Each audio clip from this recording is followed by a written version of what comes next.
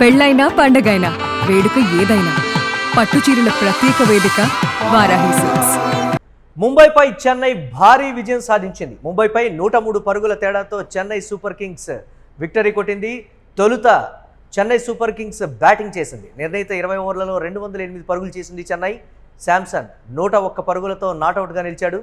54 బంతుల్లో 10 ఫోర్లు 6 సిక్సర్లతో చెలరేగి ఆడాడు. ఈ సీజన్లో సంజు శాంసన్కి ఇది రెండో శతకం. మొత్తంగా ఐపీఎల్లో 5వ సెంచరీ నమోదు చేశాడు. 19 ఓవర్లలో 104 పరుగులకే ముంబై కుప్పకూలిపోయింది.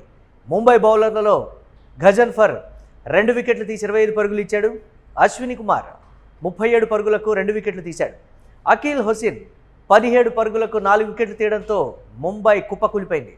7 మ్యాచ్ల్లో 5 మ్యాచ్ల్లో ముంబై ఓడిపోయింది.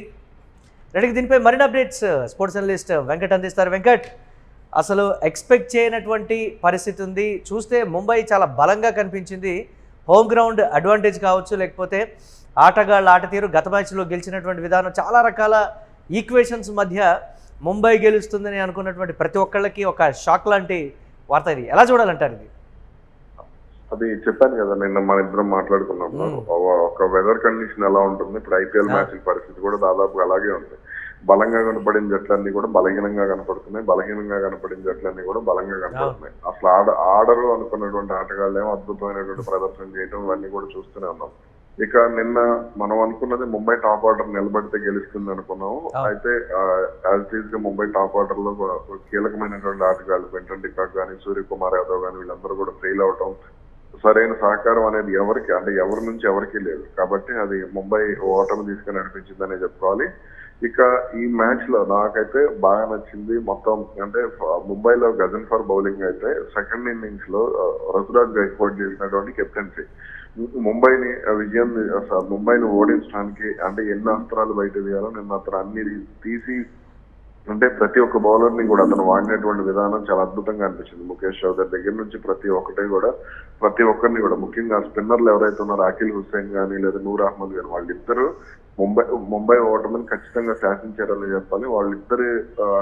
వాళ్ళిద్దరిని ఆడటానికి టాప్ ఆర్డర్ ముఖ్యంగా అఖిల్ హుస్సేన్ బౌలింగ్ లో ముంబై టాప్ ఆర్డర్ కకావికలం అయిపోతే తర్వాత వచ్చినటువంటి నూర్ అహ్మద్ బౌలింగ్ లో ఖచ్చితంగా ముంబై నిలబడటానికి కూడా ఇబ్బంది పడినటువంటి పరిస్థితి ఉంది.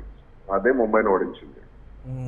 సో దీనికి సంబంధించి చెన్నై పర్ఫార్మెన్స్ అంటే దాన్ని ఏ విధంగా చూడాలి? తిరిగి కంబ్యాక్ ఇచ్చినటువంటి విధానం గత సీజన్లలో ఎలా అయితే నిరాశపరిచిందో ఈ సీజన్లో కూడా అలానే ఉంటుందేమో. ఎలాగో ధోని 1-2 మ్యాచ్లకు కూడా అందుబాటులో ప్రస్తుతం లేనటువంటి టీం, చాలా వీక్గా కనిపిస్తుంది అనుకున్నటువంటి టీం ఇచ్చినటువంటి బౌన్స్ బ్యాక్, బ్యాటింగ్లో ఏకపక్షంగా సంజు శాంసన్, ఇటు హుసేన్ చేసినటువంటి బౌలింగ్ కూడా ఒకంత ఆకట్టుకున్నటువంటి సిచ్యువేషన్ ఉంది. ఎలా చూడాలంటారు? అంటే స్పిన్ని ముంబై ఎందుకు ఆడలేకపోయింది, సరిగా డీల్ చేయలేకపోయిందా అనేటువంటి మాట, ఒకంత ప్రెషర్ కూడా కనిపించింది వాళ్ళలో. సో దాన్ని ఎలా చూడాలంటారు? లక్నో పిచ్ ఒకటి, అదే విధంగా వాంకడే పిచ్ ఒకటి, అలాగే చండీగఢ్ పిచ్ ఒకటి, ఈ 3 పిచ్ల మీద మ్యాచ్ ఆడటం అనేది నిజంగా ప్లేయర్స్ పిచ్ ఎక్కించినట్టే ఉంటుంది. ఎందుకంటే అవి ఎప్పుడు ఎలా రియాక్ట్ అవుతాయి అర్థం, అలాగే గౌహతి పిచ్ కూడా ఇవి ఎలా రియాక్ట్ అవుతాయి అర్థం కానటువంటి పరిస్థితి. కొంత సిమిలర్ గా కేకేఆర్ ఈడెన్ గార్డెన్స్ కూడా అలాగే ఉంటుంది. కాబట్టి ఈ వీటిల మీద ఇప్పుడు ఐపీఎల్ మ్యాచ్లు జరగడం అనేది నిజంగా కొంత తలనొప్పి అనే చెప్పాలి. ఇక స్పిన్ బౌలింగ్ ఎదుర్కొనే విషయంలో ముంబైకి ఒక స్పష్టమైనటువంటి వ్యూహం లేదు. ముఖ్యంగా నేను కొంతమంది ఒక సూర్యకుమార్ యాదవ్ గురించి, క్వింటన్ డికాక్ గురించి చెప్తారు. వీళ్ళిద్దరూ స్పిన్ బౌలింగ్ ఆడటంలో చాలా వరకు కూడా ఫెయిల్ అవుతూ ఉంటారు. చాలా సందర్భాల్లో నేను చూశాను. స్లో బాల్స్ వస్తే బంతి టర్న్ అవుతుంటే వీళ్ళకి అంటే ఒక స్పష్టమైనటువంటి అవగాహన ఉండదు.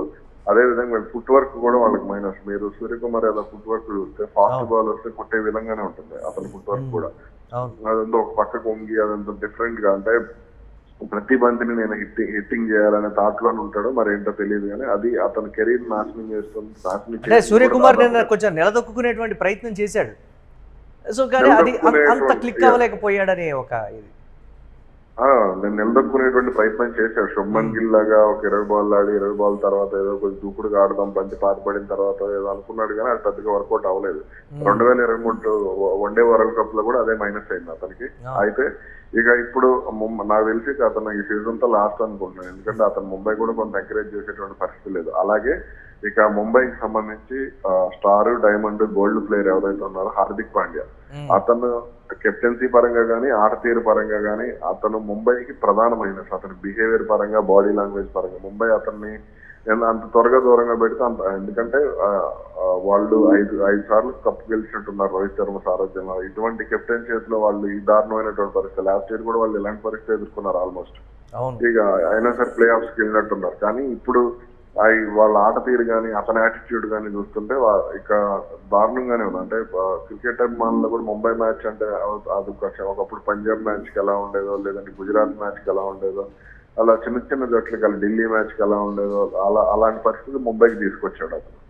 సో రాబోయే మ్యాచ్ల్లో ముంబై ఆట తీరు ఇలానే ఉండబోతోందా, లేకపోతే ఏ విధంగా ఉంటుందనేటువంటి కొన్ని ప్రశ్నలు కూడా తలెత్తినాయి. మీరు అన్నట్టుగా పర్టికులర్గా హార్దిక్ పాండ్యా కెప్టెన్గా అండ్ ప్లేయర్గా కూడా ఫెయిల్ అయినటువంటి సిచ్యువేషన్, దాన్ని ఎలా చూడాలంటారు ఫైనల్గా?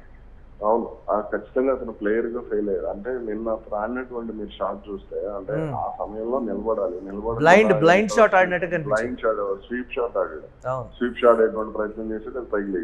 అంటే ఒక కెప్టెన్ కు ఉండాల్సినటువంటి మెచ్యూరిటీ లెవెల్స్ అనేది అతనిలో లేవు అనేది అయితే స్పష్టంగా అర్థమవుతుంది. ఎందుకంటే ఆ పిచ్ కొంత బ్యాటింగ్ అనుకూలంగానే ఉంది కొంత, ఎందుకంటే చెన్నై బ్యాటింగ్ చూసినప్పుడు నిలబడితే పరుగులు చేయొచ్చు అనేది అర్థమైంది. కానీ నిలబడటానికి కూడా అతను ఇబ్బంది పడటం, నిలబడటానికి కూడా అతను ప్రాధాన్యత ఇవ్వకపోవడం అనేది ముంబైకి చాలా వరకు కూడా మైనస్ అయింది. మిగిలిన ఆటగాళ్ళు కూడా తిలకవరం మీద కొద్ది గొప్ప రాణించేటువంటి ప్రయత్నం చేసినా కంప్లీట్ గా స్పిన్నర్ల డామినేషన్ కంటిన్యూ అవడంతో అతను కూడా రాణించలేనటువంటి పరిస్థితి ఏర్పడింది. Yes right, thanks for analysis Venkat. ఇక ముంబైపై చెన్నై భారీ విజయాన్ని సాధించింది. ముంబైపై 103 పరుగుల తేడాతో చెన్నై సూపర్ కింగ్స్ విక్టరీ కొట్టింది. ఇక చెన్నై సూపర్ కింగ్స్ తొలుత బ్యాటింగ్ చేసింది. నిర్ణీత 20 ఓవర్లలో 208 పరుగులు అయితే చేసింది. శాంసన్ 101 పరుగులకు నాట్అవుట్గా నిలిచాడు. 54 బంతుల్లో 10 4లు 6 సిక్సర్లతో చెలరేగి ఆడాడు శాంసన్. ఈ సీజన్లో శాంసన్కి ఇది 2వ శతకంగా చెప్పాలి. మొత్తంగా ఐపీఎల్లో 5వ సెంచరీ నమోదు చేశాడు. ఈ నేపథ్యంలో ముంబై 19 ఓవర్లలో 104 పరుగులకే కుప్పకూలినటువంటి పరిస్థితి ఉంది. అఖిల్ హుసేన్ 17 పరుగులకు 4 వికెట్లు తీయడంతో ముంబై కొలాప్స్ అయింది. ఇక 5 మ్యాచ్ల్లో ముంబై అయితే ఓడిపోయినటువంటి పరిస్థితి ఉంది.